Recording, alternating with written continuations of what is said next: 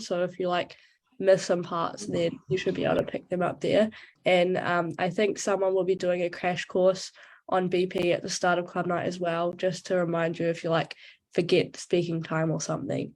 So I'm sick. Please excuse my voice. I also hate it. So let's just get cracking. So this half of the year will focus on our two different formats other than 3v3. So in terms of the New Zealand University Debating Council's upcoming competition, it is Officers Cup. It's going to be in Dunedin this year in September. And so trials will be, I think, in about 2 weeks. I encourage everyone to give that a go because it will be very fun, and impromptu style is really exciting. But the thing that we're preparing for today and the thing that we will be doing at club night every single week until the end of the year is called British Parliamentary. So in British Parliamentary, the competitions that are relevant to that are we run an Auckland IV. So that's like a mini competition that we get and try to attract people from overseas to come to us and debate. We also do various like pro-am tournaments, which is where you get paired up with someone who's really experienced in debating, like old people like Shah, and then they help you learn how to debate really well. But the main competition and like the most prestigious debating competition in the world is World University Debating Championships. The trials are also soon, and this year it's going to be over New Year's in Madrid. So encourage you to trial for that as well. I don't know if sign-ups for trials to open, but if they are, do it. Tournaments, I'm sure most of you have already had a little bit of a run-in with a tournament, whether it be Throppy, whether it be anything, but as you can see, there's a photo of me at NZBP, which is like Vic's mini tournament, which happened in January 2021. It was really fun, as you can see, so I encourage you to go to any tournament that you have the opportunity to go to because it is fun. Sorry, I'm bad at clicking. So in terms of what the club night format will actually be, there will be, as you know, every Thursday at 6 p.m. Directly after these development seminars. The rooms have like mixed around the semester, so please keep an eye on our Facebook event pages for what rooms you're meant to go to, because other events or whatever have been booked in the rooms that we usually go into. So it's going to be a little bit of a different moving around this time, but that's okay, we'll manage it. In terms of the actual format, you get assigned, you sign up in the same way. So you sign up through the Google form that's on the Facebook page, or you sign up through the Google form that's in the QR code. Every time Anthony and Liv put up the slides to start club night, and what happens is you'll get assigned into a room where there are 4 teams of 2 speakers. So it's 2v2 v2 v2. 2 teams will be on the government bench, and it's basically the same as the affirmative team on in 3v3 format, where they have to argue for a motion, but because they're on different teams, they have to have unique arguments to do that, so they can't just copy each other. The other 2 teams will be on the opposition bench, same as the negative team in 3v3, and the same as what the government teams would have to do is they have to negate the motion, they have to argue against it, but they also have to argue in slightly different ways to each other. In this format at club night, every single speaker will be given 7 minutes to speak. There's no pressure to fill the whole time, especially if you're in, you're new to debating and you're in a novice room. That's absolutely fine if you only make it to like 1 or 2. But the maximum for those of you that will speak for hundreds of minutes, you can't speak for more than 7. So the order of speeches, and I like this format because they all have really fun titles. That's personally my favorite part of it, but I'm sure lots of you think that the other things are more exciting. So in order of each abbreviation that is commonly used that I put up on the screen, PM stands for Prime Minister, LO stands for Leader of the Opposition, DPM stands for Deputy Prime Minister, DLO stands for Deputy Leader of the Opposition, and then you switch and you have where that slash is, that signifies switching to the closing half. So the first half of the debate is referred to as opening or opening half, and the second half is referred to as closing half. So in the closing half, you have GM, which means government member, OM, which means opposition member, GW, which means government whip, and OW, which means of opposition whip. So that's how the debate happens. So each of those speakers is in the order that they speak. PM and DPM will be on the same team. LO and DLO will be on the same team. GM and GM and GW will be on the same team, and then OM and OW will be on the same team. In this format, there are also points of information, and they can only be offered between 1 and 6 minutes. So POIs are the same process as in 3v3, so have to be phrased as a question, can't last any longer than 15 seconds, and you can only offer in that time. And also note that you can't just say the question or say your POI unless the speaker that you're offering it to says yes and accepts it. So same rules as the last semester and for POIs in the 3v3 format.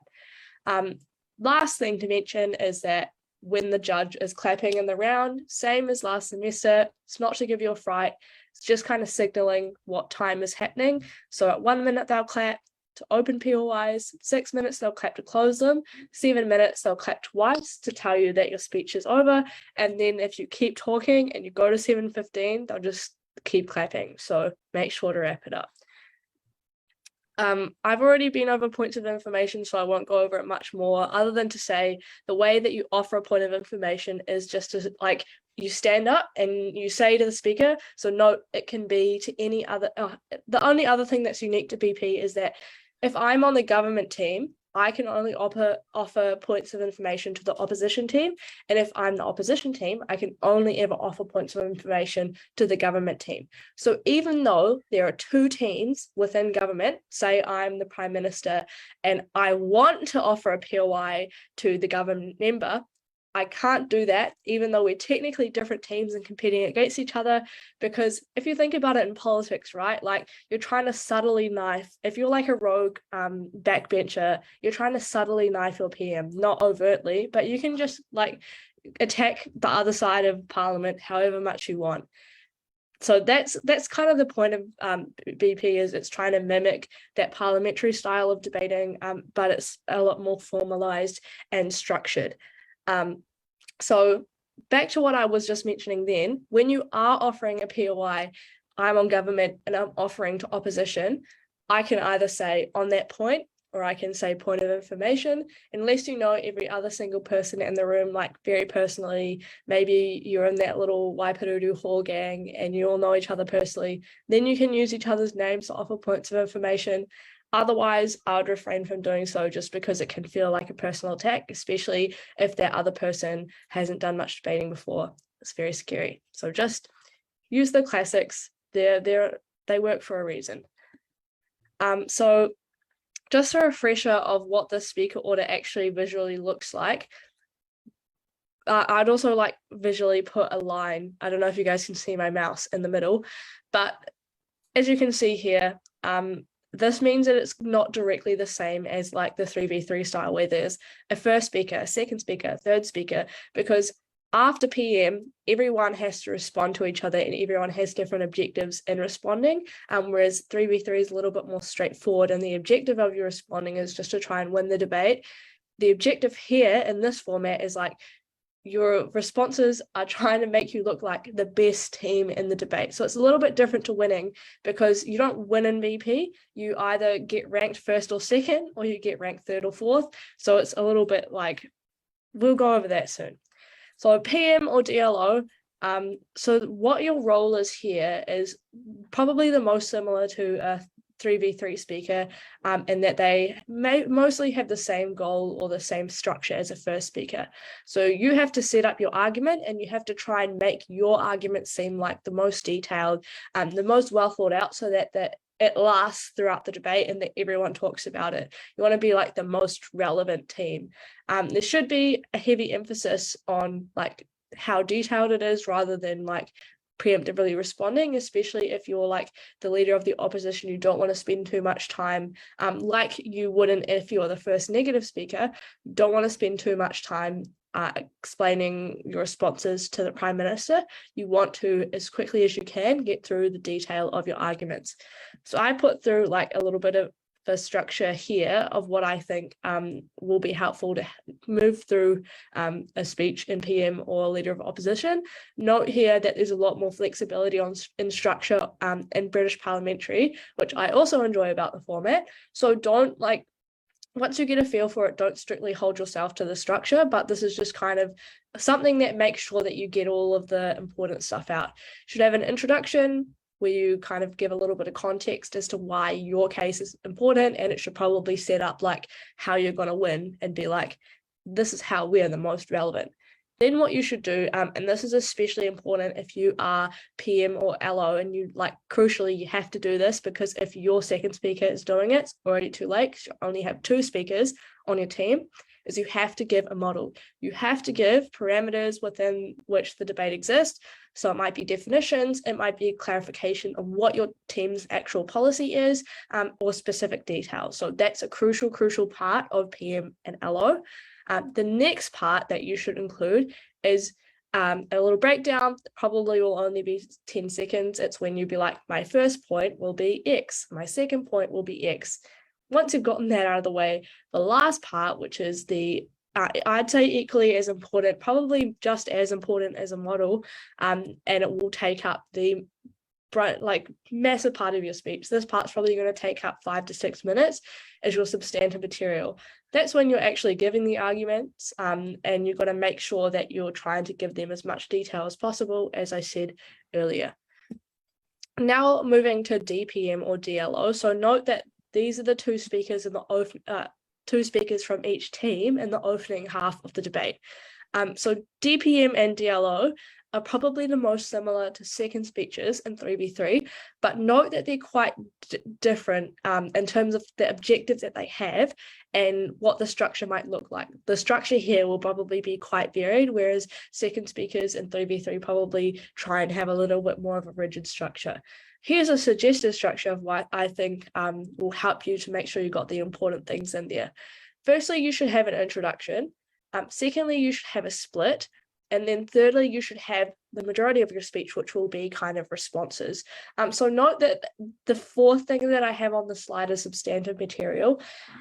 Substantive material, this is not strictly required. In schools debating, if you're a second speaker, it's strictly required that you give a substantive contribution. I would suggest here that substantive material only explicitly needs to be delivered if, for example, your first speaker or your PM or LO forgot to get out some points. If they drop them, make sure that you try and pick them up because you're trying to get out as much quality argumentation as you can so you can be the most relevant team. If they drop that material, you pick it up. If they don't drop any material, what your speech should be is kind of just cementing why your case was the most relevant case in the debate. So you have to do 2 things. Firstly, you're trying to win the opening half of the debate. And what that means is you're trying to, if you're the Deputy Prime Minister, you're trying to explain to the judge or the judging panel why your team or why your arguments mean that you beat the opposition. And then you should explain, after you've proven that you've beaten the opposition team, or if you're opposition, you've beaten government, explain why that means that you've brought the most relevant arguments to the debate. So anything that the closing half of the debate might bring has to form their arguments on your arguments. So that means you're more relevant than them. So you're just trying to preemptively win against the closing half of the debate. Obviously, you don't know what they're going to say yet, but you're trying to do a little bit of a flex about how cool your arguments are so that the judge remembers them by the time you switch to the next half of the debate, which is closing. So note down the structure if it's helpful, but I think those objectives are more helpful in informing how you should pick your structure, and that sometimes number 3 here, the responsive part, might be the entirety of your 6 minutes. So 1 minute you spend on your introduction, next full 6 minutes you could spend on your responses, or you could do a little bit of a switch up and maybe you do, opposition's arguments weren't that great. You can prove that they were wrong and that you beat them quite quickly. And then you would want to try and bring out even more cool arguments and spend a lot of your speech on that. So lots of flexibility, but keep the objectives in mind because the objectives are a little bit different to 3v3. Now moving to the closing half of the debate. So the first part of the closing half of the debate is the member speeches. So if you think about like a parliament, we've just been through like PM, DPM, or LO, DLO. They're like the main characters of parliament, and they're like, if you think about it from like policy, they're meant to be like the ones introducing the government or the opposition's like big policies and like what they want to stand for. If you look at like the backbenchers or other members of parliament, they're more trying to like introduce their own little spin on the government, like the actual head of the government's policy or the head of the opposition's policy. So that's kind of how I approached it and like learned what the difference was when I was first doing a BP tournament when I was in year 12. But like however you want to think of it, maybe structure will be more useful for you. So basically what that means is if you are the government member, what you're trying to do is make your like arguments or make your case a bit of a spin on the opening team's case so that it's consistent, but it's better. So it's like you can't ever say that your opening team was wrong or your opening team was like, you can't win over them that way, but what you can do is kind of prove that you've argued it better or you've brought the better mechanisms that mean that you win. So the main, like the thing that I got from the BP, I think judging manual was that you have to be consistent with but distinct from the opening case. So BP, the word that they use is knifing. Can't knife your opening, or if you're opening in a POI, you can't knife your closing, but you can talk about why you're better. So that's the goal. At government member, you should be bringing unique material or unique arguments that the opening teams didn't think of. And you should also, if you can't think of anything that's like distinctly unique and that it's like a whole new point in a whole new area of the debate, you can bring more analysis to a point or to several points that the opening team did bring, but maybe they like miss like a really crucial link or they missed a really crucial piece of context that makes their point work. If you bring that, you can just co-opt all of their material and actually get the win. I've done this many times. It's very fun. You should always have your ears perked out. That's the thing that I don't like about being closing in BP though, is you have to listen to the whole debate, and I find that that's quite tiring. So I think rewarding, worth it, but make sure you're ready to listen if you get closing at Club Night this week. So in terms of structure, if you're a member speaker, what you should focus on is giving your extension. So you have to, like, no matter what, unless you want to get like a really low score or definitely take your team's chances of winning the debate, you have to give your extension as much time as possible and try and fully explain it. Once you've done that, then you should try and prove two things. Firstly, you should try and prove why your side of the bench, or for example, like if you're government, why is government winning the debate already? So how the opening team already won against the opposition team. Then what you should do is start explaining why the extension that you just bought is better than the government opening team, and that means that you're ranked first in the debate at that point. So kind of just like taking a dunk on everyone in the debate. You can also do something that it's quite fun as a closing team, where the best strategy or the easiest strategy to win is usually claiming that the debate is going to be like a first and second taken by the government team or the side of the bench that you're on, if you're the opposition, saying like this is an opposition side debate.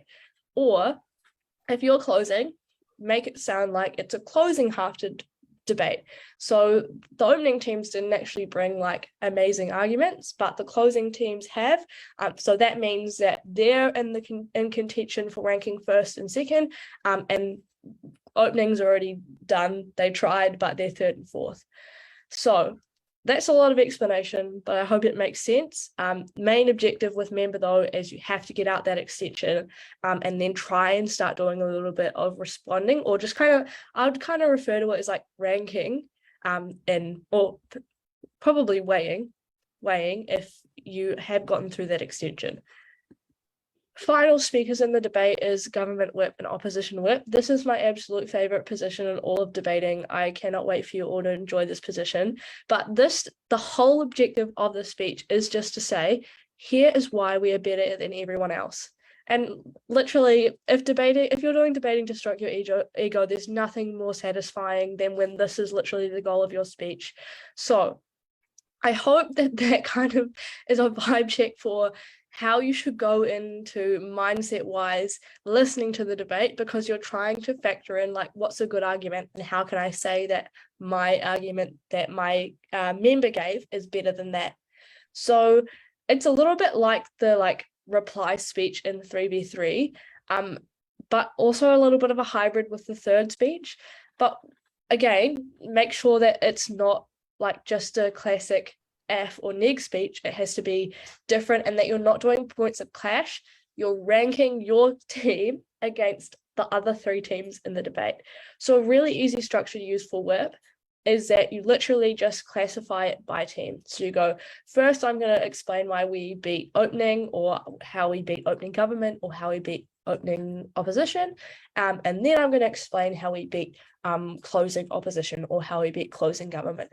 So it's literally just first point of clash is how we beat this team, second point of clash is how we beat this team, third point of clash is how we beat this team. So it's not really a clash, that's just like an example of how you structure the speech in a way that makes sense for people that have done 3v3 a lot. So again, the goal of your speech in terms of what you're trying to convince the judge is that your contribution that you made to the debate is a lot more significant than the contributions made by any other team. So again, dunking on all of them, but you have to back it up with evidence from your extension. So here's why our extension was actually the most valuable contribution to the debate, and here's why that extension was, more legitimate than the other bench's arguments, or how the only 2 relevant teams in the debate were the closing teams. Make sure you're just trying to use your strategy brain to decide what will be the easiest way to win. So here we're going to go through a few different types of motions. I think most of you have come across these before, but just a brief refresher in case you haven't. 2 types of motions that you'll come across at club night, and usually all debates and debating fall broadly under these 2 categories. Firstly is a model or change debate. So it's where you're having to argue for or against changing something. And this would probably be a little bit of quite a common motion in BP debating, but note that the types of motions that you get in BP will be a bit different to the ones that you get in 3v3, because BP motions, there has to be enough material in the debate for 4 teams to make debate winning arguments about. So these motions could come up, they might not. So a model or change debate is listed above, and then in a judgment debate, you're trying to convince the judge or the adjudicator that they should see the world or make a decision in the way that you make a decision. So instead of arguing that they should or shouldn't make a decision, you're kind of like weighing up the pros and cons in a slightly different way. So when you're approaching these motions in prep, asking yourself the classic questions. Why have they set this motion? Because they wouldn't have set this motion, God forbid. We have some good minds on the exec that are choosing these motions, so I hope that no duds would get through. But why have they set this motion? What's the issue at its core? So for example, in this motion that's on the screen, this House believes that violent protests are necessary to advance social movements. The kind of vibe or like the issue in that debate is like high-level media attention does that for the social movement, or like, for example, an example of a social movement could be Black Lives Matter. Does Black Lives Matter, are they served well by high-level media attention, or is that high-level media attention actually there to demonize them? And so linking that back to violent protests, the link that you'd make when you're arguing for or against, probably for, is that violent protest will create media attention, which means that you get lots of publicity, so more people find out about you, and that means you can get more membership and more progress.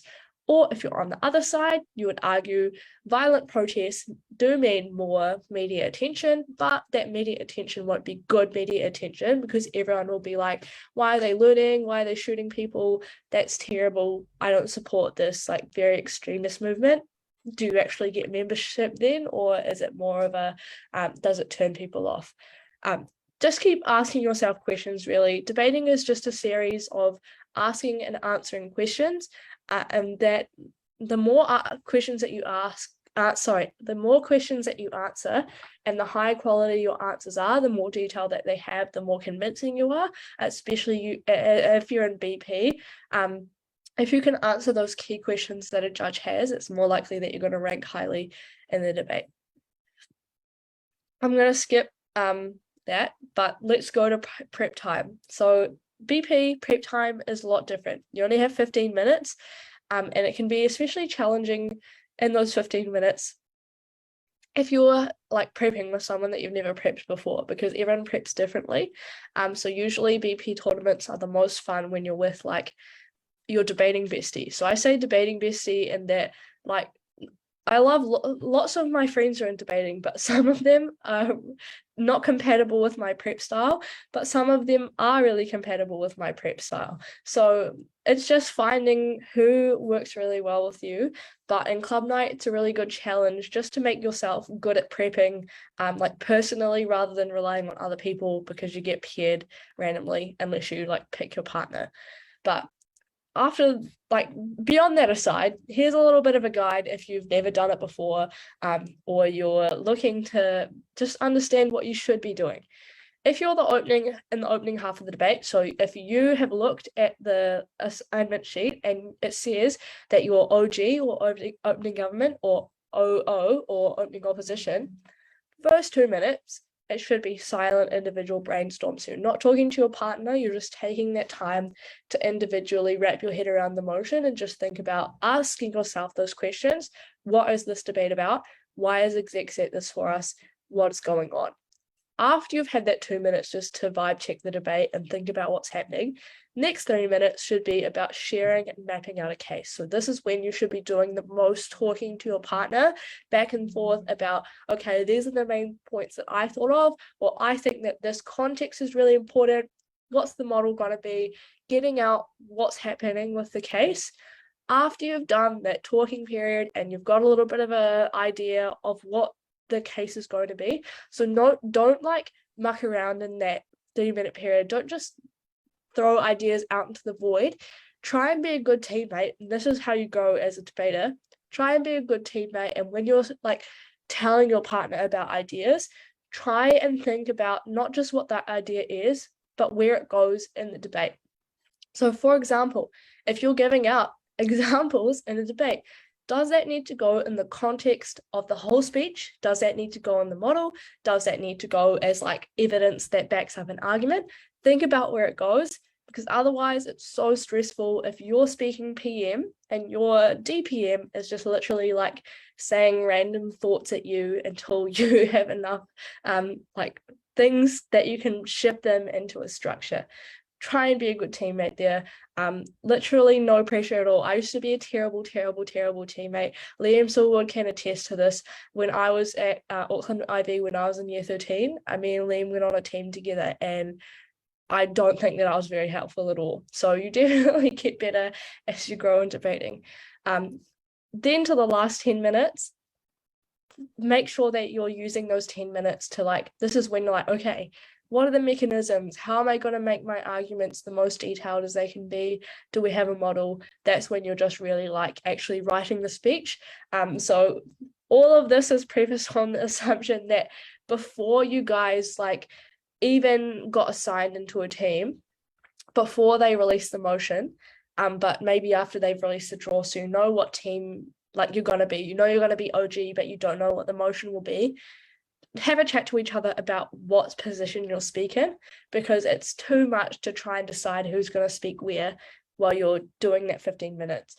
That's more for like beginner speeches. I know like some teams that have gone to like Worlds or like a large tournament where they have an agreement of like, okay, if we're OG, I'll do this one, you do this one, but they might switch it up in other positions. So I don't want you guys that are looking to like develop and be really good BP speakers to think that you have to really nail down one position and you can't switch out of that. You can. It's always about flexibility. And I would actually say that it makes you a better debater to do lots of different positions. That was a long explanation, but basically the closing prep is going to be a way different vibe. Like what you're trying to do is you literally cannot write a case right because you don't know what opening is going to say and you don't know if they've already thought of your argument and they're going to write their argument, and then if you say it, well, you're going to get automatic fourth because you haven't had an original idea in the debate. So what you should do instead, still take those 2 minutes to wrap your head around the motion, but you're kind of having like a little bit more of a discussion rather than actual case building. So 3 minutes, you should talk to each other about like, okay, here are some ideas that I had. And then your other speaker should be thinking, okay, here are some ideas that I had. After you're on the same page, so you've shared the ideas that you came up with that in that 2 minutes to each other, spend the next 10 minutes just talking about how the debate might go. So it's just to get your mind in the right state of mind so that you can think about the debate properly. But also at the same time, you should be jotting down each of the ideas for a point that you have until you get like a list. And that list you're going to take into the debate, and literally as the opening teams are talking, okay, that government, the opening team, they said this point, they said this point, they said this point, and you cross out what they say. Maybe they like forget to say a crucial mechanism, so you make a little note, okay, in my speech I'm going to say that crucial mechanism, but your speech is going to be the ideas that you had left, and you're going to try and make them seem amazing. So hopefully in those 10 minutes in prep, you had a little bit of a discussion about how you might make them amazing. Otherwise, you're writing that argument on the bench, and you will be writing the whole speech on the bench. Hopefully that doesn't sound stressful. Personally, I think it sounds really fun. But again, there's literally no pressure to win in club night. I've lost many, many times in club night and I'm still okay at debating. So don't worry if you start out and it doesn't go well as a closing team. You'll get the hang of it and it becomes really fun.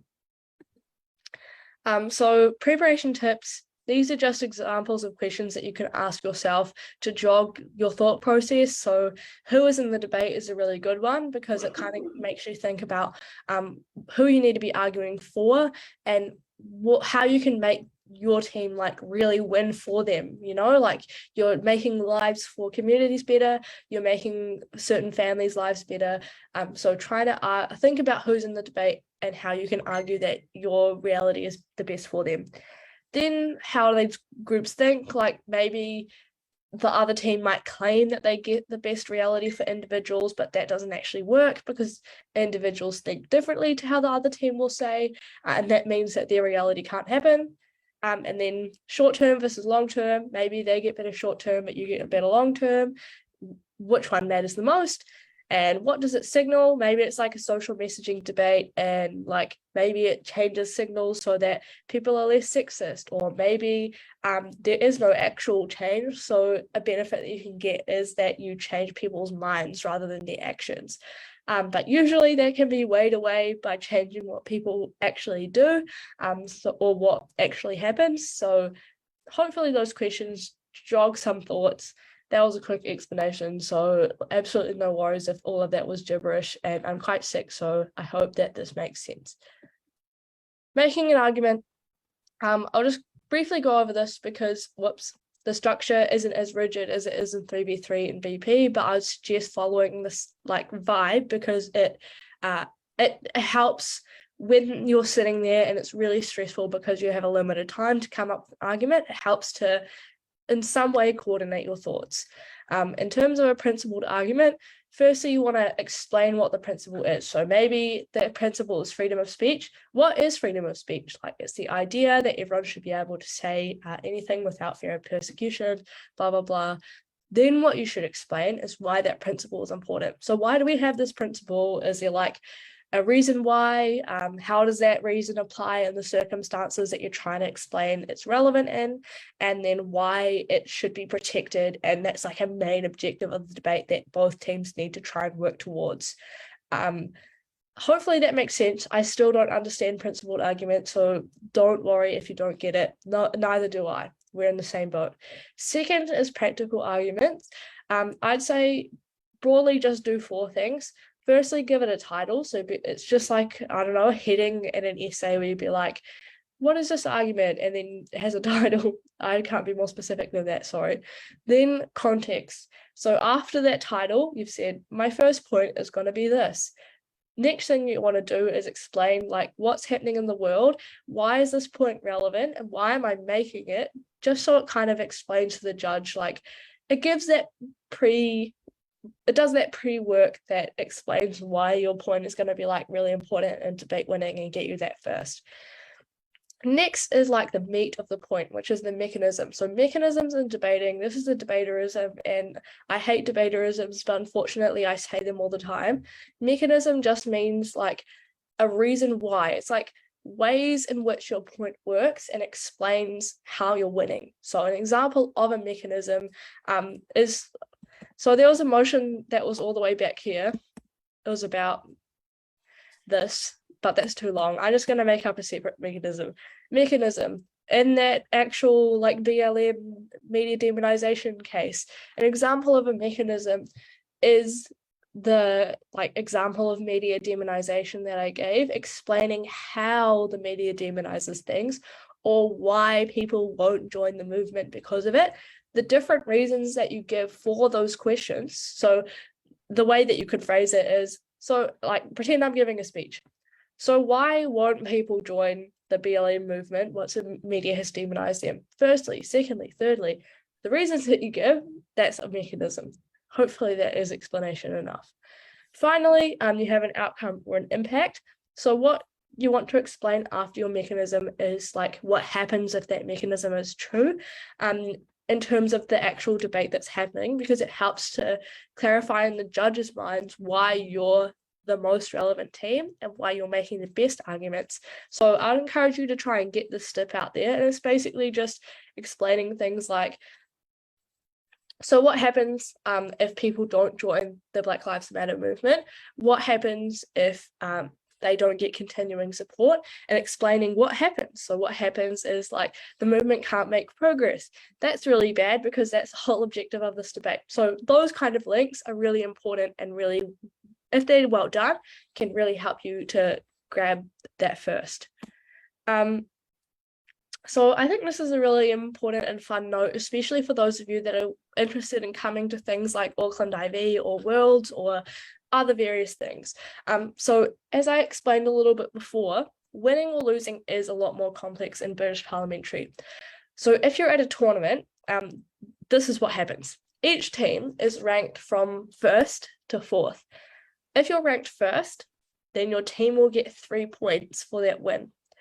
If you're ranked 2nd, your team will win 2 points for ranking 2nd. If you're ranked 3rd, your team will win 1 point. And if you're ranked 4th, your team will get 0 points. So in debating, it's colloquially called taking the donut if you get 4th, because a 0 looks like a donut. And it's like funny because you lost. But anywho, when you're trying to like break, which means you're trying to make the final rounds, you want to try and get as many points as you can. So if you can kind of see how that works, right? Like if you get, it's a 6-round tournament, you get 6 firsts, that means that you'll get 18 points. So you're trying to like beat the other team. But what happens is usually maybe only one team gets first every other time, but that doesn't mean that you can't like make the semis or make the finals, right? You can still get there. You just need to have like more points than the other teams in the tournament. So I've broken at BP tournaments where I've gotten 3rds, or I don't think I've broken when I got in 4th, but it's possible. So it's just kind of like a combination of all those points rather than in 3v3 when it's simply determined by like how many wins you have or how many speaker points you have. This format, it's based on how many like win points that you have, which is calculated by the position that you get in the debate. So that hopefully made sense. But especially for those of you that are excited to break at tournaments, what happens when you do break at a tournament is that in the final rounds, the top 2 ranked teams progress to the next round. So say it's like a really huge tournament and there's like octo finals, the teams that go to semi quarterfinals, the teams that go from octo to semi-finals will be the top 2 teams from each room. So there are 4 teams in a room. The teams that get first and second will progress, and the teams that get third and fourth will be eliminated. So I hope that kind of clarifies like what happens at a BG tournament. That is it. In terms of the last slide, which is just some tips for speaking, I'm sure you've all heard this before, but especially in debating, I think it's easy to forget, and it's a good reminder that we all need. Firstly, look up. If you are really needing to look at your notes, that's absolutely fine. But as you're trying to challenge yourself to get better, try and look up more and more because it helps you engage your judge.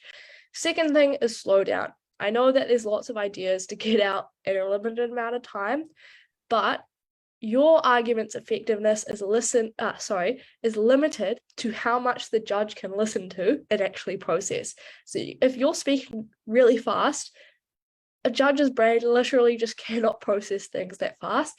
It's better if you slow down and you say your arguments really slowly, but the judge understands them, than if you get out maybe 1 or 2 more arguments, but the judge didn't understand anything because you're speaking too fast.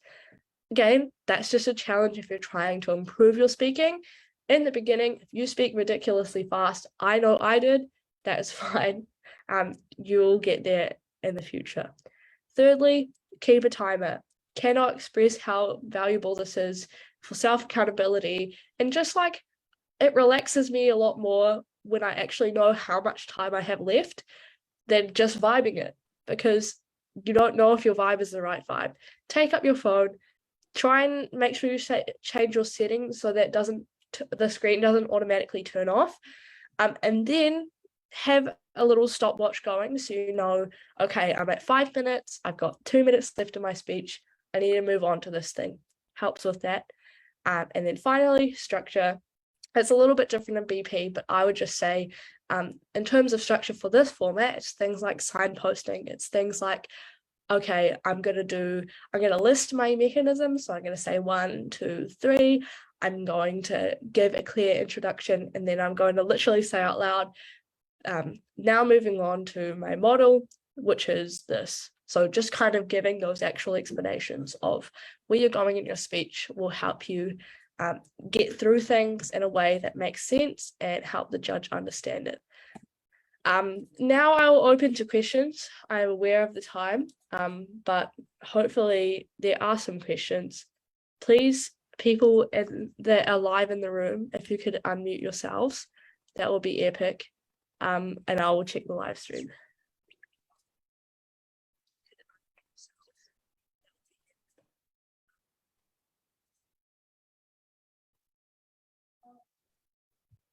Okay, people in the room, I take that there are no questions.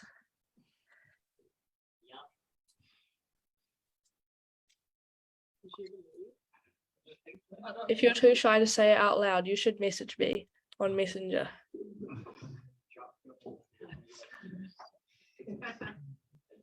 I think we're good on questions there, Melissa. Okay, that is perfect. I hope that means you're so informed about VP and you're going to do amazing at Club Night this week. That's all from me. Thank you. Please stick around for Club Night. It's really good to, even if you don't want to speak, just watch other people do the format because it helps you get a vibe check on what's going on. I won't be there because I'm sick, but lots of other friendly people will be there. And feel free to message me if you have any questions, or next week when I hopefully am there, come up to me. I love answering questions and I love talking. So please come and be my friend. Otherwise, thank you all. Thank you, bye. Thanks, Melissa.